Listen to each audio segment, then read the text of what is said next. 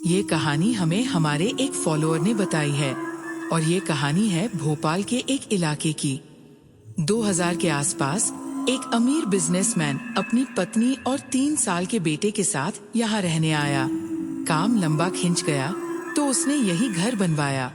घर की मिट्टी एक ऐसे मैदान से लाई गई थी जो कब्रिस्तान से सटा हुआ था और शायद वहीं से कुछ साथ आ गया।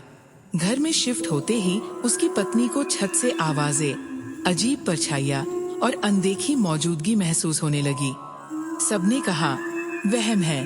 फिर एक दिन पति काम के लिए बैंगलोर चला गया और यही उसकी सबसे बड़ी गलती साबित हुई।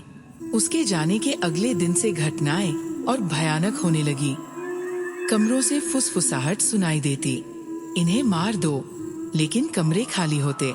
वह दिन ब दिन डरती जा रही थी। कुछ दिनों बाद उसने पास के किसी किराए के घर में शिफ्ट होने का फैसला किया, लेकिन उसने ये बात अपने पति को नहीं बताई क्योंकि उसे डर था कि बैंगलोर में ये सब सुनकर उसके बिजनेस को नुकसान हो सकता है। वहाँ पहुँचने के बाद उसे याद आया कि वह कोई जरूरी चीज घर में भूल आई है। उसने पड़ोसी से कहा कि थोड़ी देर बच्चे का ध्यान रखे और वह अपने पुराने घर वापस गई।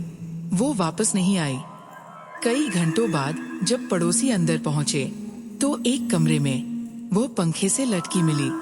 पति आया, घर हमेशा के लिए छोड़ दिया। कुछ लोगों ने उस घर में रहने की कोशिश की, लेकिन कोई भी एक हफ्ते से ज्यादा वहाँ नहीं रह पाया। कुछ लोगों की तो वहाँ असामान्य पैरानॉर्मल घटनाओं के कारण मौत भी हो गई। पिछले 22 सालों में वहाँ 20 मौतें हो चुकी है। अमावस्या की रात भोपाल के लोग उस रास्ते से नहीं गुजरते। कुछ लोगों ने वहाँ एक औरत की रोने की आवाज भी सुनी है जो चिल्लाती है, मेरा बच्चा कहाँ है। ऐसी ही सच्ची और डरावनी कहानियाँ सुनने के लिए हमारे चैनल को फॉलो करें।